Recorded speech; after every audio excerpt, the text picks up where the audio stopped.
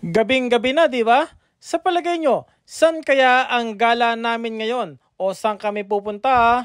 Dito yan sa isang kainan sa Santa Cruz, Laguna. At ito na nga, bubuksan na niya ang pinto.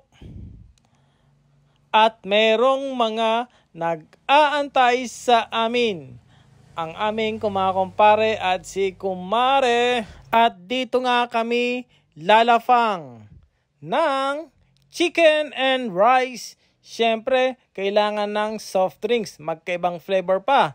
At ito na, dumating na ang double layer pizza with double flavor. Diba? Ang sarap niya, no? Wow! Siyempre, eto na, pagkakain, naubos na namin, di ba? Pati yung soft drinks, walang tinira. Dito lang yan lahat nangyari, ang aming kabusugan sa kung saan ang pizza ng mga bababait ay matitikman. Dito lang sa Angel's Pizza sa Santa Cruz, Laguna. Yun lang, bye-bye!